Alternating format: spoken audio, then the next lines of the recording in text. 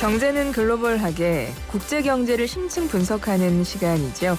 김대호 세한대 특임교수, 차영주 와이즈 경제연구소장 두 분 스튜디오에 모시고 자세한 이야기 나눠보겠습니다. 어서 오세요. 네, 반갑습니다. 안녕하십니까. 예, 오늘도 반갑습니다. 어젯밤 자정쯤부터 한미 정상회담이 시작이 됐어요. 국내에서도 생중계를 볼 수 있었는데 두 분은 어떻게 밤에 정상회담 관련해서 계속 지켜보셨나요? 그렇습니다. 예, 한미 간의 두 정상회담 이것은 뭐 우리나라와 미국뿐만이 아니라 전 세계적으로도 관심이 많이 집중이 됐었는데요. 그런 만큼 그 움직임 하나하나 뭐 주목을 끌었다 이렇게 볼 수가 있습니다. 우리 시간으로 이제 밤에 시작을 하다 보니까 미국 현지 시간으로는 그게 낮이죠. 낮인데 80분간 정상회담을 했고 또 끝나고 나서 그 두 정상의 기자회견도 이어졌고 또 이어서 지금 만찬까지 이어졌지 않습니까? 끝으로 보면 이 한미 정상회담은 그 어느 때보다도 화기애애하고 분위기가 참 좋았던 것으로 생각이 됩니다. 그러나 이제 내용 면에서는 과연 어느 정도 실익이 있었는지 조금 더 시간을 두고 따져봐야 되겠습니다만은 우선 그 이 핵 문제와 관련해서 워싱턴 선언이라는 것을 발표했는데요. 이것은 한반도의 핵 안정을 위해서 한국과 미국이 지금 나토식으로 수시로 핵 문제 협상을 해갈 수 있도록 여차하면 미국의 핵을 한반도에 전개하고 또는 대응한다. 그런 면에서 뭐 나름 뭐 상당히 그 진일보했다라고 이래 평가를 할 수 있겠고요. 다만 이제 경제적인 문제에서는 워낙 안보 문제가 크게 현안으로 걸리다 보니까 깊이 있게 논의를 못했는지 현재 공동성명에 나타난 바로는 뭐 방향은 두 나라가 상호 공동으로 어떤 이익을 극대화한다, 피해를 주지 않는다라는 그런 어떤 방향은 설정이 됐습니다만은 구체적인 우리 경제계에서 그 기대해왔던 한국 기업의 피해를 최소화하는 그런 구체적인 절차나 방법론은 아직은 나오지 않았다. 물론 이게 대해서는 정부는 추후로 계속 논의하는 그런 그 어떤 절차를 하기로 했다라고 밝히고 있습니다만은 좀 더 지켜봐야 할 것 같습니다. 예, 전체적으로 한번 쭉 말씀을 해주셨는데 저는 그냥 두 분 정상회담을 어제 잘 지켜보셨는지 인사말로 건넨 말이었어서 아니요. 왜냐하면 이렇게 쭉 한 번에 정리를 해주시니까 오히려 지금 오늘 1시간 동안 이야기할 전체적인 맥이 잡혀서 더 좋을 것 같습니다, 교수님. 소장님은 어떠셨어요, 어제?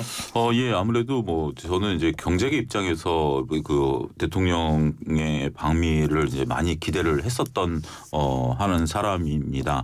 그리고 이제 또 주식 시장에서도 지난주 같은 경우 대통령께서 이제 방미 성과에 대한 기대감들이 컸었고 관련주들이 먼저 좀 움직이는 모습들을 좀 보였었거든요.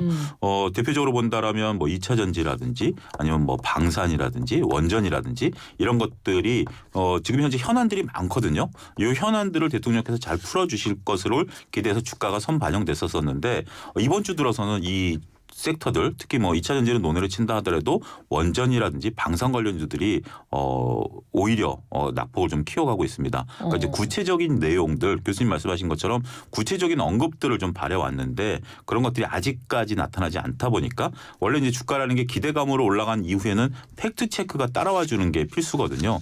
그런 것들이 조금 미흡하기 때문에 아직 뭐 끝나지는 않았습니다만 주식시장에서 바라보는 대통령의 방미에 대해서는 조금은 좀 점수를 주기가 아직은 좀 미흡하다 이렇게 말씀드릴 수 있겠습니다. 네.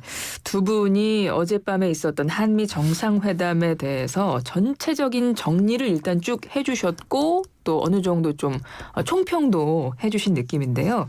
그럼 하나씩 한번 지켜보죠. 하나씩 한번 짚어보도록 하겠습니다.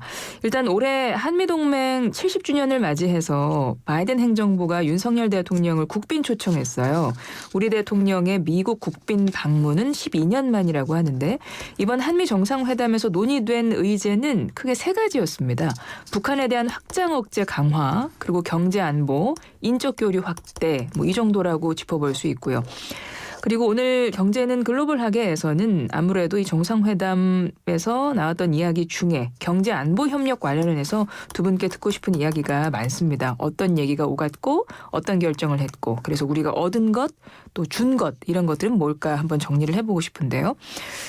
회담 결과에 대해서 본격적으로 이제 자세히 짚어보기 전에 요거 좀 짚어볼게요. 지금 한미 정상회담이 미국 내에서는 과연 어느 정도의 이슈인가, 어느 정도로 바라보고 있나 이것도 궁금해요, 교수님. 예, 근데 전통적으로 미국 사람들은 연방 국가인데다가 대부분의 이 일반 개인의 삶에 관한 문제는 지방 정부가 대부분 관장을 합니다. 그래서 연방 정부가 하는 외교 문제에 대해서는 뭐 아주 오피니언 리더층이나 아주 핵심 지식인층을 빼고는 그렇게 크게 관심이 없는 그런 상황입니다. 네. 그럼에도 불구하고 이번에 한미 정상회담은 우크라이나 전쟁에 관한 어떤 한국의 군사적 지원 문제나 대만 문제 이런 어떤 세계적인 이슈들이 같이 결부되면서 미국에서도 뭐 종전보다는 훨씬 더 관심이 더 커졌다 이렇게 볼 수도 있겠습니다. 단적인 예로 본다라면 보통 이제 대통령께서 이제 방미하시면 공동 기자회견이라든지 뭐 이런 식으로 이제 언론과 접촉을 하는데 이번에는 메인 뉴스에 이제 직접 그 질의응답을 하셨죠. 네. 뭐 그럴 정도로 아무래도 교수님 말씀하신 것처럼 이제 거기서 보면 지금 이제 한미 간 그리고 이제 글로벌 현안들이 굉장히 많은데 5가지 질의 사항들이 나왔거든요. 꽤 구체적으로 얘기하는 어떤 뭐 우크라이나 전쟁 문제라든지 우리의 어떤 뭐 안보 문제라든지 뭐 기술에 대한 부분들 이런 질문들이 나왔다라고 보면 이렇게 메인 뉴스 앵커와 직접 대통령께서 질의응답을 하셨다라는 거는 미국 내에서도 관심이 좀 높았지 않았겠는가 미루어 짐작이 가능할 것 같습니다. 그러니까 그렇죠. 우리나라로 치면 정귀빈 앵커님이 했느냐 안 했느냐 이것이 그 뉴스의 중요도 이런 것을 보여주는 네네. 하나의 상징적인 사건이죠. 그렇군요. 사실 미국이 이번에 한국의 대통령을 이제 국빈으로 초청했습니다. 나라의 귀빈 아닙니까? 그렇죠. 말 그대로. 예. 근데 이것도 저는 궁금하더라고요. 그러니까 이 국빈 초청이면 과연 윤석열 대통령에 대한 미국의 대우는 어느 정도인 건가? 이게 궁금해요. 뭐 최상급 대우라고 볼 수가 있습니다. 제가 워싱턴에 좀 오래 살았거든요. 예. 현재 스톡파운도 하고 거기서 공부도 하고 이랬었는데요. 제가 클린턴 대통령 때 당시에 김영삼 대통령이 국빈 방문을 왔을 때 취재를 한 적이 있습니다.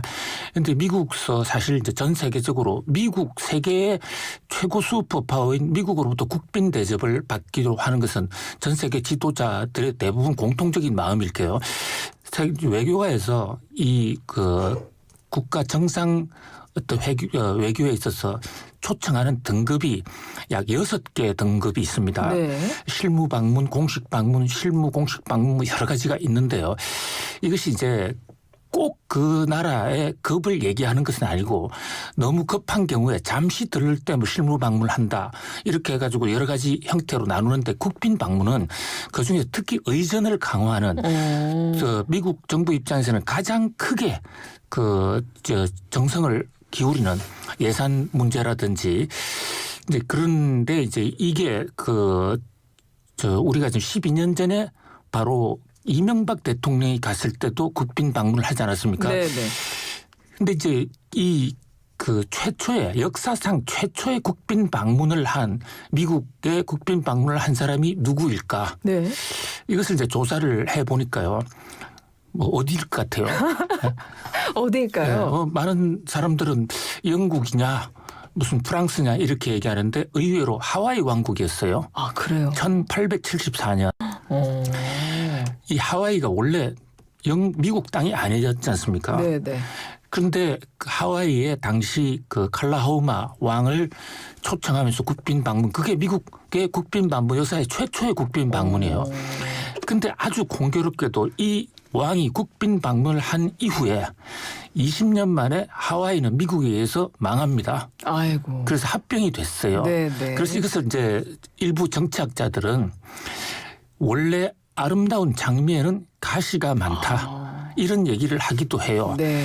그만큼 상대가 아주 환대를 하는 것은 상대가 그 국빈 방문을 초청해 오는 사람에 대해서 기대하는 바가 많지 않겠느냐.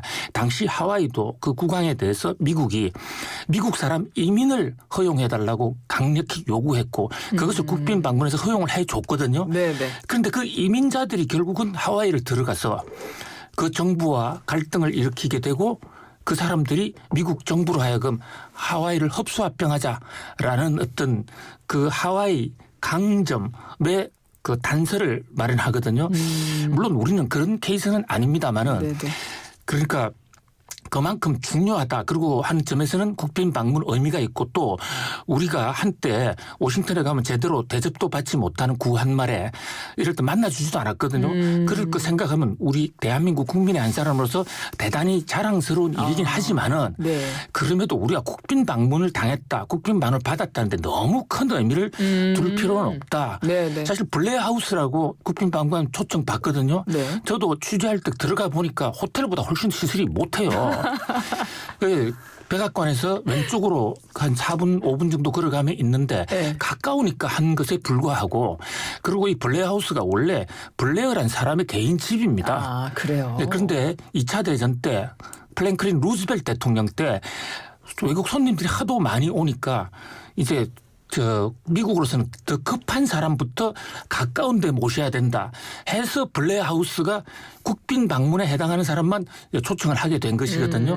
어쨌든 우리 대통령이 블레어 하우스에 3박이나 묵고 하는 것은 우리 높아진 국격을 생각하고 또 미국이 한국을 그만큼 중요하게 생각하는 점에서 굉장히 뭐 바람직한 현상이지만 동시에 또 혹시 아름다운 장미에 한국에 대해서 요구하는 가시 같은 걸 잊지 않을까 이런 생각도 동시에 해봅니다. 그렇군요. 국빈 방문에는 그런 의미가 담겨 있다. 쭉 교수님께서 말씀을 해주셨습니다. 자, 그러면 이번 정상회담을 계기로 과연 경제 분야에서는 어땠는지를 이제 본격적으로 한번 짚어볼 텐데요.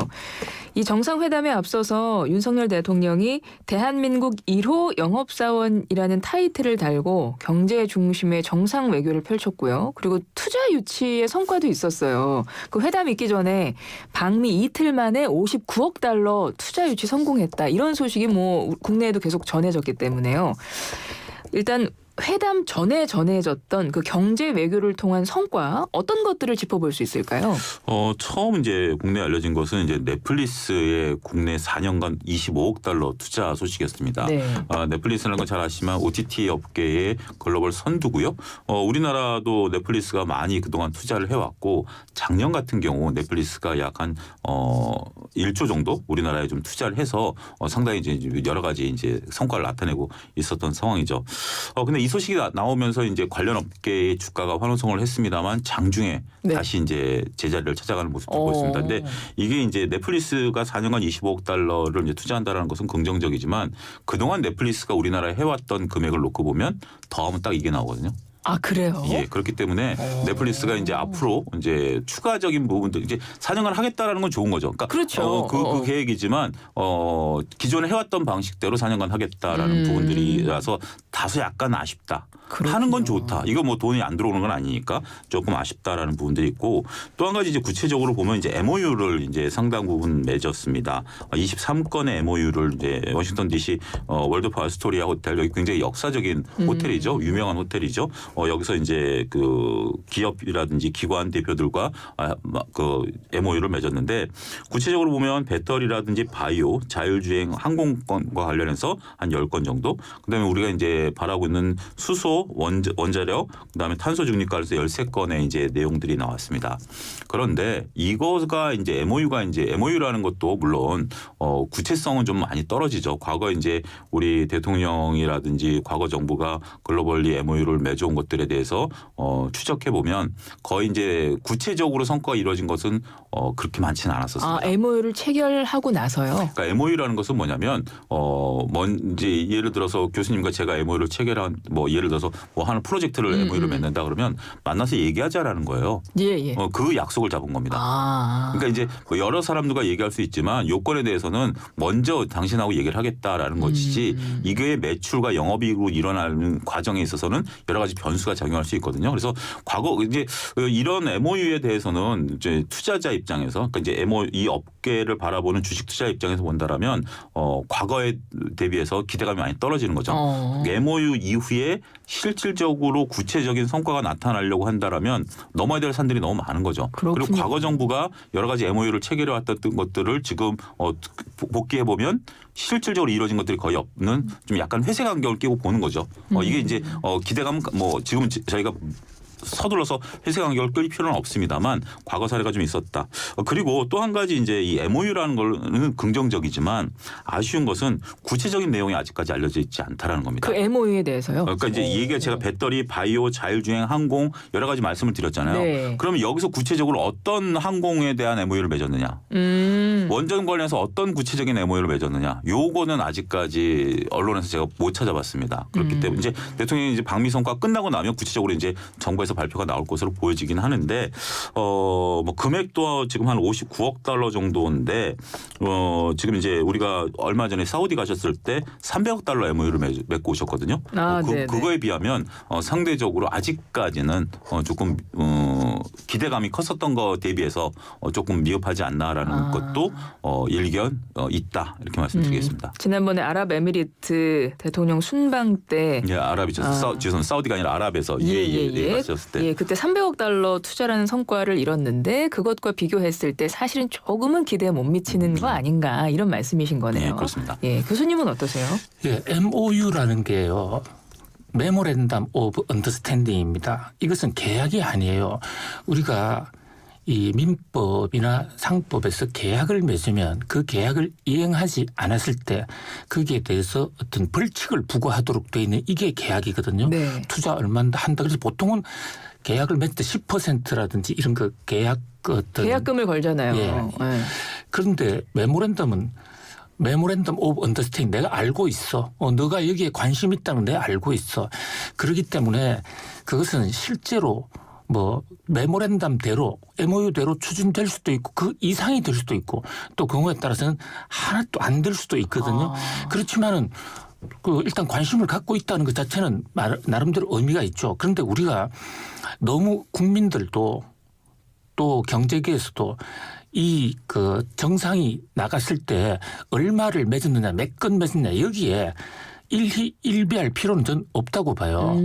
왜냐하면 대통령이 그 짧은 기간에 윤석열 대통령이 이틀 만에 59억 달러니까 거기서 그냥 계속 계시면 1년이 지나면 엄청난 금액이 된다. 이런 어떤 농담도 나올 수가 있는데 어떤 상징적인 의미 이런 데 관심이 있다. 이번에 저는 넷플릭스는 뭐 우리 우리나라에 영화 어떤 세트를 만드는 것도 아니고 또 어떤 인프라를 까는 것도 아니고 단순히 영화 찍는 것 있고 그동안에 있었던 금액하고 비슷하기 때문에 저는 큰 의미를 두고 싶지는 않고요. 오히려 코닝이라는 회사, 이 유리 만드는 회사 여기서 당초 계획도 없었는데 우리 비즈니스 라운드 테이블 할 때 우리 투자하겠다 해서 15억 달러인가 투자하기로 했어요. 그밖에 또 수소 저장 시설 만드는 플러그 파워라든지 이런 최첨단 어떤 에너지 관련 회사들 이런 회사들이 투자를 하기로 한 그런 대목은 상당히 의미가 있고요. 그리고 또 이게 그동안은 윤석열 대통령이 순방하기 전부터 오랫동안 우리 정부와 그 기업들과의 노력을 해왔다. 또 일론 머스크가 느닷없이 나타났어요. 네, 맞아요. 예, 테슬라가 나타나서 직접 지난번에도 한번 화상회의를 했지만 직접 만나서 얘기를 하고 또 머스크가 한국에 기가 팩토리라든지 또 이런 공장을 설치한다면 여러 가지 산업 연관 효과가 있을 수도 있겠죠. 그러니까 노력을 하고 있다. 경제에도 굉장히 방점을 두고 있다. 이런 쪽 특히 어떤 분야에 노력하느냐 어떤 산업에 한국 정부가 어떤 적극적인 투자 의지를 보이고 있느냐 이런 것들을 보여주는 하나의 시그널이다. 이 정도로 해석을 하면 될 것 같습니다. 저는 조금 다소 약간 아쉽다라고 하는 게 예. 보통 이제 우리가 그 대통령께서 움직이신다. 보통 일반 기업들도 CEO가 움직인다라고 하면 CEO가 다른 CEO를 만나러 가서 기업을 협업할 때 두 분이 만나서 얘기하는 것은 저는 별로 없다라고 봐요. 예. 예를 들어서 서로 만남이 약속이 돼 있으면 실무진들이 가서 의제라든지 어떤 얘기를 할 것인지 다 이제 해놓고 만약에 여기서 정말 실무진들이 극단적으로 결정을 못 내리면 두 CEO가 만나가지고 거기서 우리가 결정을 내리는 거죠. 대통령께서 방미 일정이 잡힌 지도 꽤 오래됐고 예. 그다음에 우리가 이제 그 미국과 관련해서 굉장히 뭐 IRA 법이라든지 여러 가지 이제 우리가 좀 그 아쉬운 부분들이 많았거든요.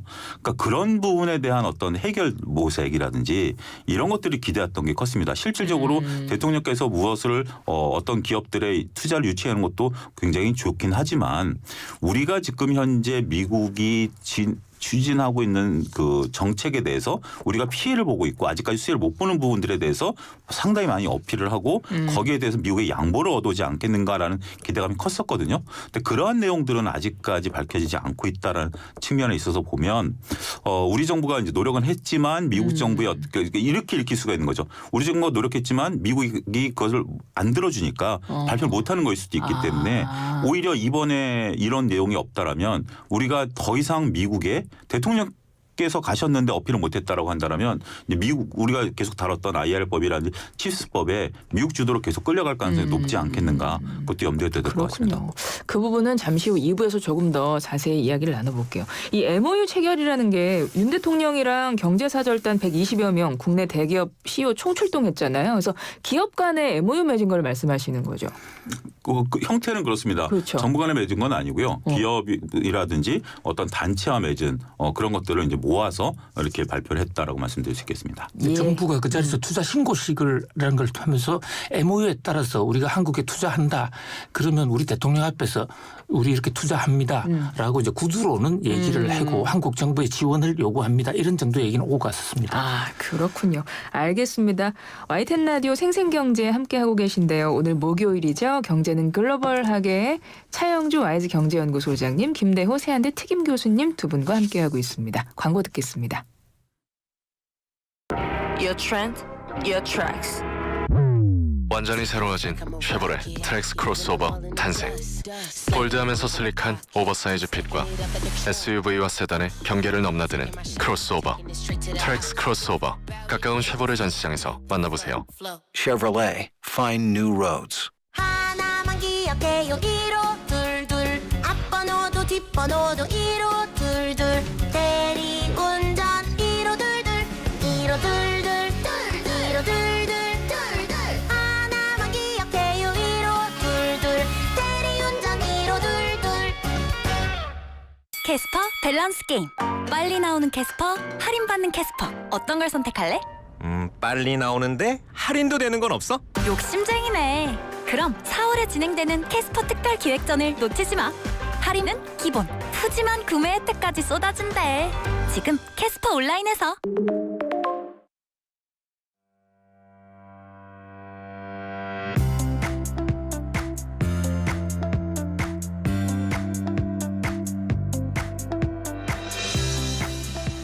오늘의 경제상식 퀴즈입니다. 미국 현지 시각으로 26일 윤석열 대통령과 바이든 미 대통령이 강화된 확장 억제 방안을 담은 이것 선언을 발표했습니다. 백악관이 위치한 미국의 수도로 미국 초대 대통령의 이름이기도 하죠. 이것은 무엇일까요? 1번 워싱턴, 2번 클린턴. 1번 워싱턴, 2번 클린턴. 정답은 문자로 보내주시죠. 우물정 0945번입니다. 샵 0945 정보 이용료 들어가는데요. 짧은 문자 50원, 긴 문자 100원 정보 이용료 들어갑니다.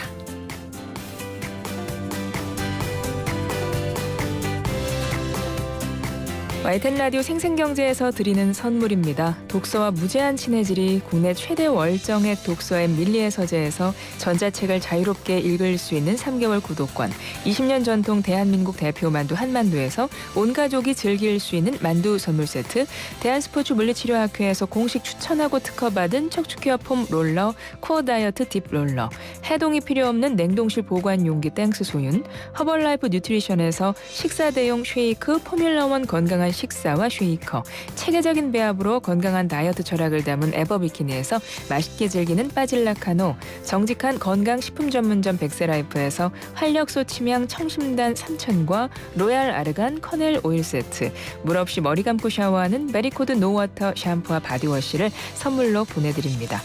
YTN 라디오 생생경제는 포스코와 함께합니다. 저는 2부에 다시 옵니다.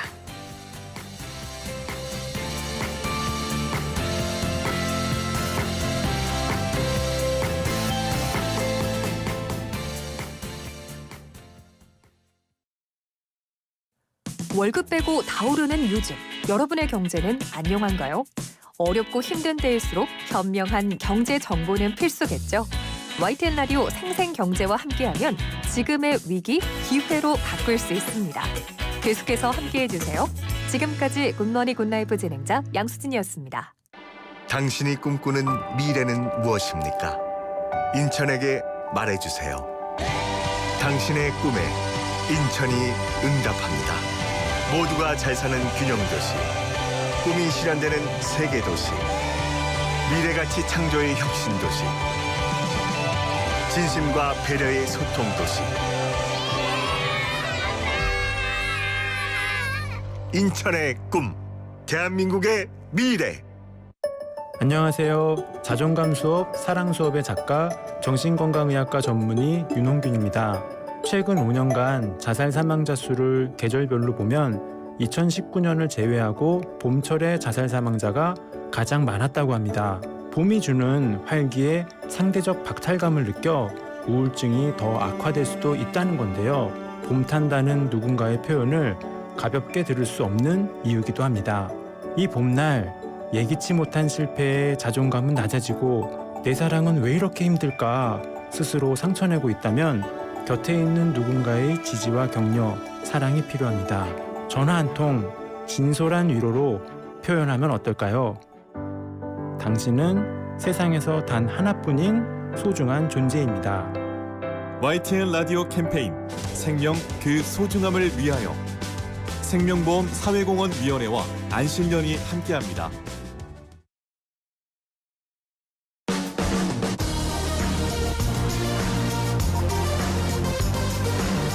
생생한 경제 이야기 YTN 라디오 생생경제.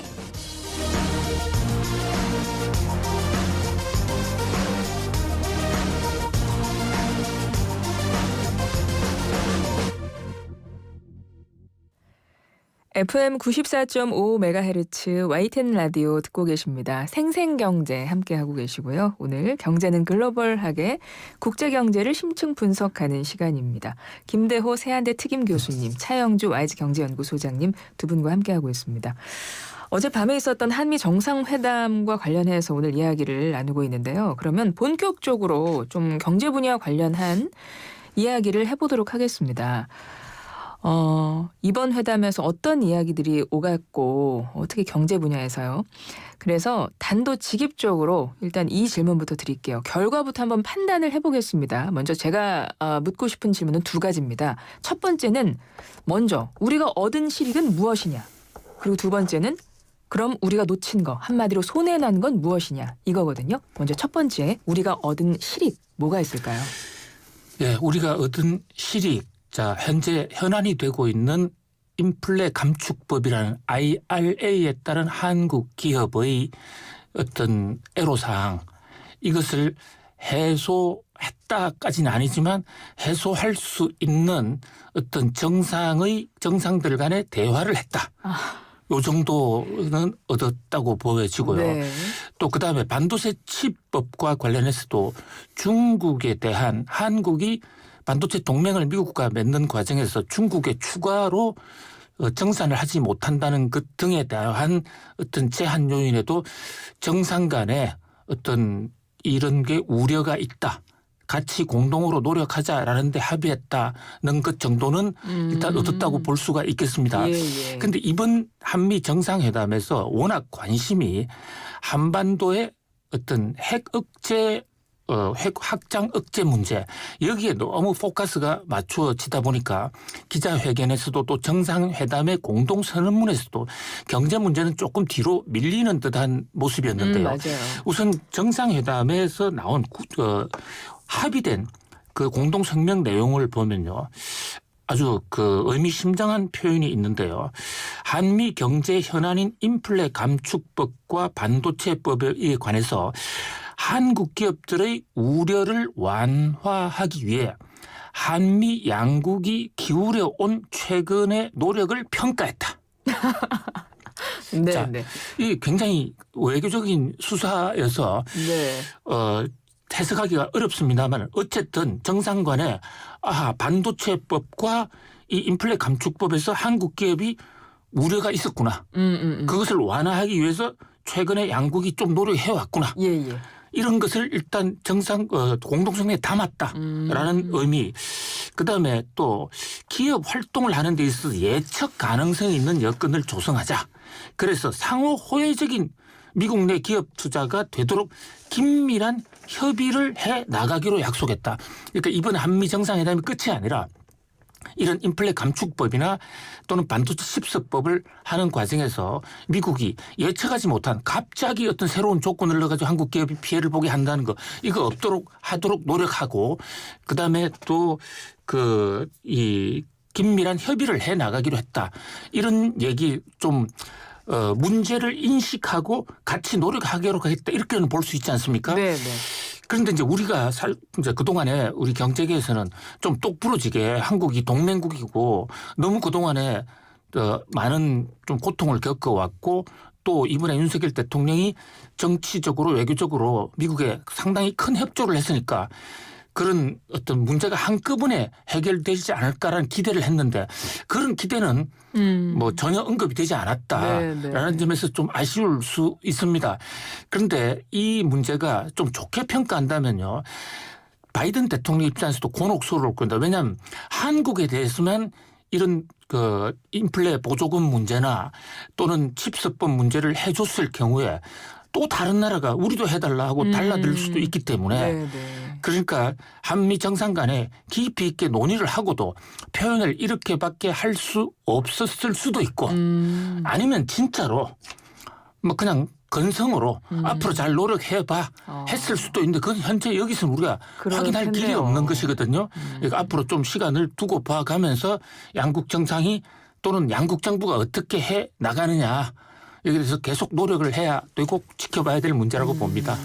이제는 점점 그 내용들이 좀 물론 이제 외교적인 수사를 동원을 한 부분들은 나름대로 이제 어쩔 수 없는 부분들도 있고 양국 간의 어떤 그런 부분들이 있는데 우리 입장에서 보면 구체적인 것들을 좀 많이 기대를 했었죠.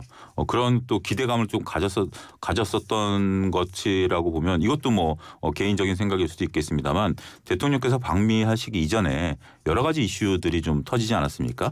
그런 어떻게 보면 뭐 우리가 좀 국제적으로 민감한 이슈들을 거론을 한 그 이유가 굳이 그런 걸 거론해야 될 필요성이 있겠는가라고 봤을 때 그래도 방미를 앞두고 나름대로 성과가 있지 않았을까라는 기대감을 오히려 더 증폭시키는 계기가 됐었죠. 그거에 대한 호불호를 떠나서 그럼에도 불구하고 여전히 그냥 평범한 외교 수사로 나왔다라면 우리는 이제 머리가 복잡해지는 거죠. 대통령께서 왜 방미 전에 그런 말씀을 하셔서 또 반대급부도 만들어내지 않을까라는 부분들이고요. 또 두 번째는 우리가 이제 지난번에 다뤘었던 해외 우려 단체에 대한 것들이 IR법 반도체 배터리에서 굉장히 큰 문제거든요. 이게 반도체법에서는 해외 우려 단체라는 게 다시 한번 설명을 드리면 구체적으로 이제 중국이죠. 중국과의 합작 비율에 따라서 그 보조금을 받냐 못 받냐 할 건데 아직까지 이걸 발표를 안 하고 있어요. 근데 지금 우리나라 수많은 그 셀 업체들이 중국 기업과 아직 합작에 대한 것들을 진행을 하고 있거든요. 그러니까 직접 우리가 지금 표면적으로 보는 것은 중국산에 대한 원료를 안 쓴다라는 거지만 기술 이전이라든지 합작 법인을 하는 것들은 유지하고 있는데 이게 지금 불확실성이거든요. 이 해외 우려 단체에서 또 중국을 넣고 여기 합작 비율에 따라서 이걸 인정을 못 받는다라면 얼마 전에 우리가 이제 GV70이 중국산 배터리를 쓴다는 이유로 배제되지 않았습니까?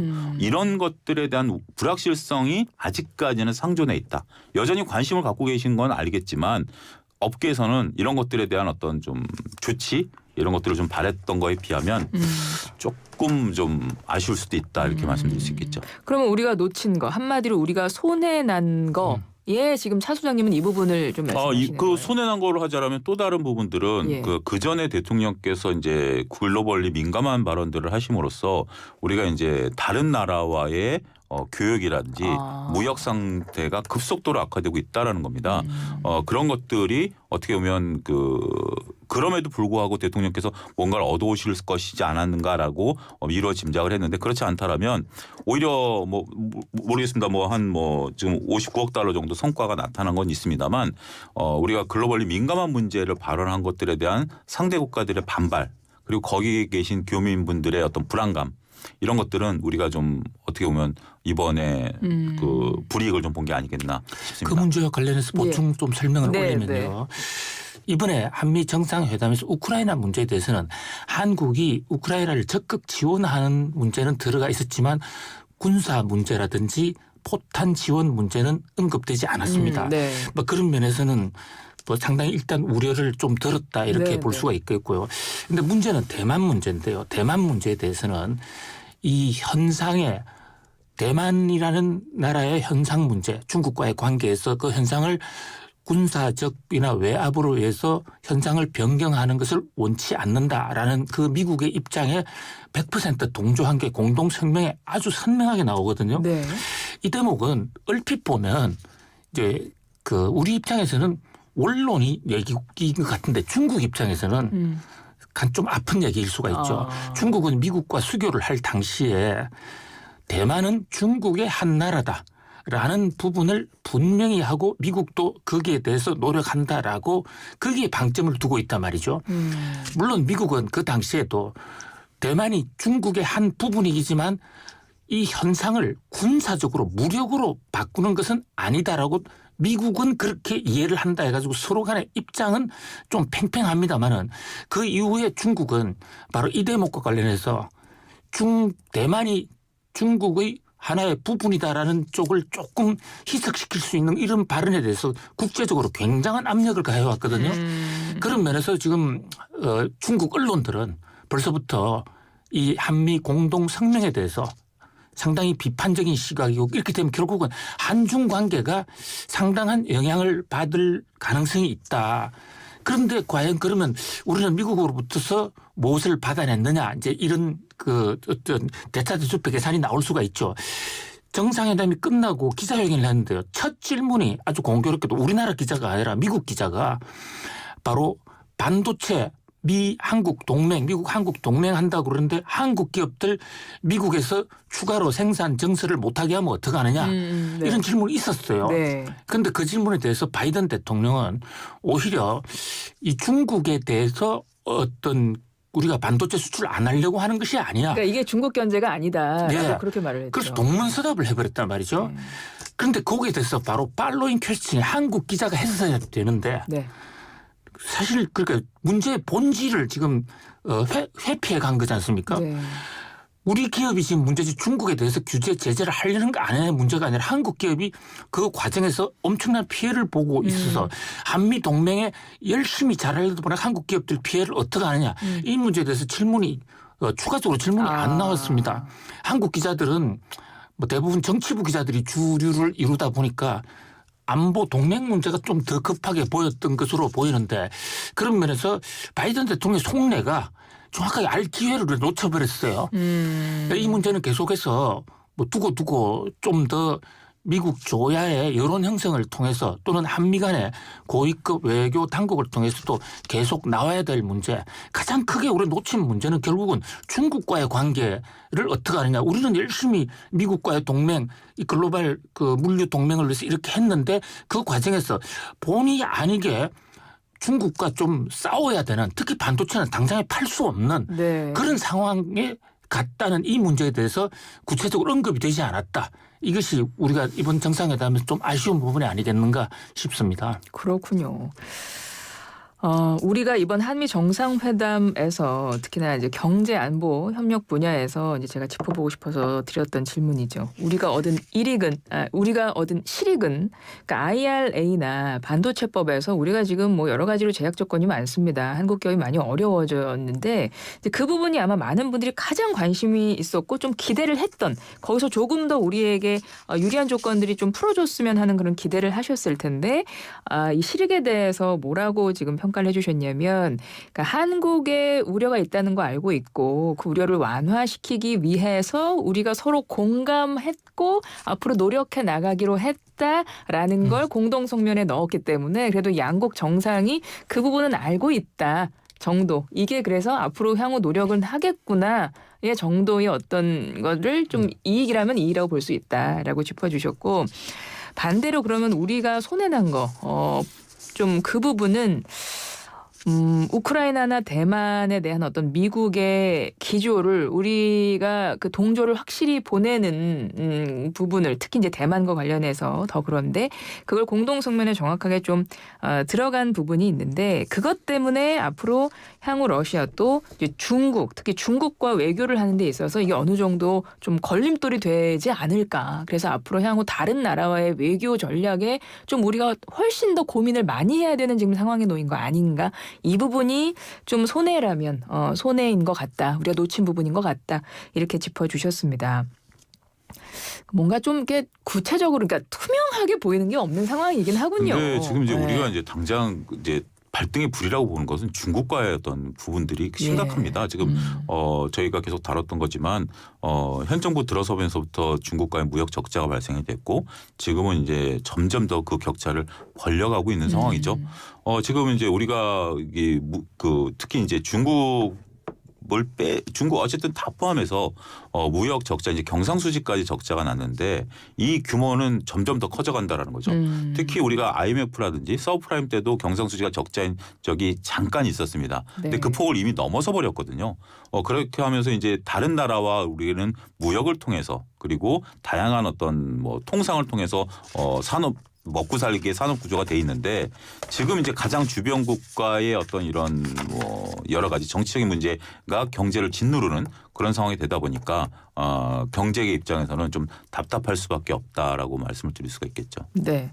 이번 정상회담 이후에 그렇다면 한번 전망을 해볼게요. 왜냐하면 지금 나온 공동성명으로만 봐서는 사실은 양국이 어떤 내용을 정확하게 지금 논의가 돼서 서로 하기로 합의를 한 건지가 지금 발표를 안 하는 건지 아니면 정말 없는 건지 지금은 저희가 이제 모르는 상황에서 이제 공동성명 그 내용에 담긴 것들 그리고 이제 보도를 통해 나오는 소식들을 통해서 두 분이 좀 판단을 평가를 해주셨는데, 그렇다면 미국은 우리한테 앞으로 어떻게 나올까? 이 한미 정상회담 동맹 70주년을 맞아서 정말 상징적인 의미로 좋은 뜻으로 함께 만났다는 거를 생각을 했을 때, 그럼에도 불구하고 미국은 향후 IRA나 반도체법 통해서 계속 제약 조건, 원래 지금 돼 있는 거는 앞으로 뭐 몇 년 하면서 조금씩 더 그게 조여오는 거 아니에요? 조건이 우리 입장에서는. 네, 맞습니다. 그러니까 앞으로 향후 그걸 계속 또 하겠느냐.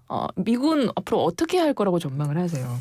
일단 조금 많이 저는 지금 현 기조가 바뀌긴 어려울 거다라고 좀 말씀드릴 수가 그렇게 있겠습니다. 보세요? 그러니까 이제 어떻게 보면 우리가 이제 그나마 기대를 했던 건 이제 일본의 사례죠. 일본 같은 경우는 뭐 IRA 법에서 좀 벗어날 수 있게 어떻게 보면 해서 동맹이니까 좀 네. 뭐 다른 걸로 풀어나갈 수 있지 않을까라는 기대감도 뭐 여러 가지가 하시는데, 현재 이제 미국 주도로 이루어지고 있는 이러한 그 경제 압박 이런 것들이 그 기조가 바뀌긴 쉽지 않겠구나.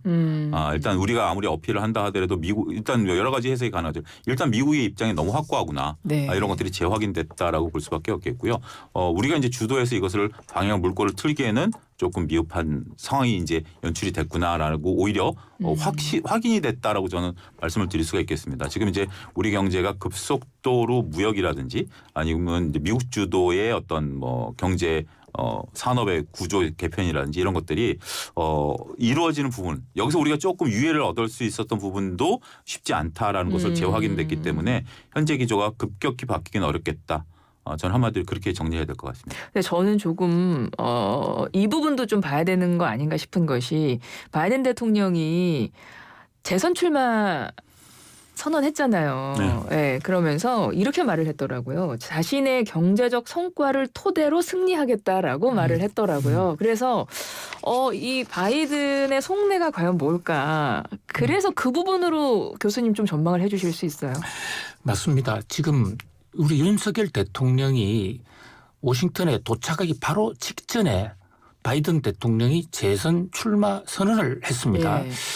그동안에 바이든 대통령은 아주 트럼프 대통령이 일찌감치 앞서 나가고 있음에도 불구하고 대선에 대해서는 코멘트를 구체적으로 하지 않아 왔거든요. 그런데 이번에 대선 재출마를 하면서 타이밍을 왜 하필 윤석열 대통령이 왔을 때 잡았느냐. 뭐 이것은 뭐 우연의 일치일 수도 있습니다만은 바이든 대통령의 그동안의 행보를 보면 한국이 그동안에 바이든 대통령이 추진해왔던 경제 전략 BBB 정책이라는 그 정책의 가장 강력한 파트너였고 네. 또 가장 강력한 지원자였단 말이죠.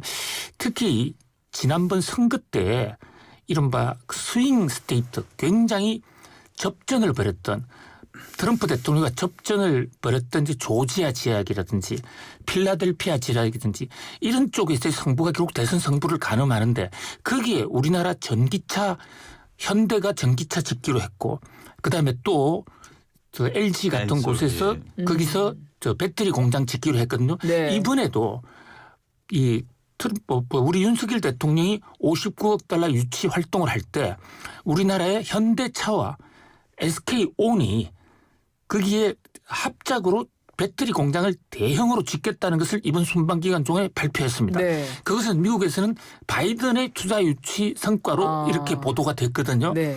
그런 것을 생각을 할 때 현재 미국도 반도체나 전기차의 승부를 걸고 있는데 자기들은 원천 기술이 좀 상당히 설계 기술은 앞서 있어요. 그런데 제조 기술에서 가장 앞선 한국을 끼워 넣음으로써 반도체 공급망의 완성이라는 한국뿐만 아니라 대만도 그게 뭘 포함이 됩니다만 그런 것을 좀 강조하고 싶지 않았느냐. 그래서 특히 트럼프 대통령의 마가 프로젝트라는 게 있습니다. 메이크 아메리카 그레이트 어게인. 그 헛된 망상에서 깨어나서 제대로 된 미국을 만들겠다라는 그런 것을 보면 경제 정책에 있어도 한국과의 협력, 좋게 보면 한국과의 협력이 하나의 퍼즐의 마지막을 꿰는 그런 거다라고 바이든 대통령은 보고 있고 또 국민들에게 상당히 좋게 성과가 있다고 평가하고 있는 듯합니다. 그래서 바이든 입장에서는 이번 한미 정상회담이 국내 좀 정치용으로도 이번에 좀 활용하는 게 아닌가 이런 생각이 들어서요. 그렇습니다. 예, 정치적으로 당연한 거겠지만 예. 경제는 글로벌하게 오늘은 한미 정상회담과 관련해서 두 분과 이야기 나눠봤습니다. 두 분 오늘 말씀도 잘 들었습니다. 김대호 세한대 특임 교수님, 차영주 와이즈 경제연구소장님 이만 인사 나눌게요. 고맙습니다. 감사합니다.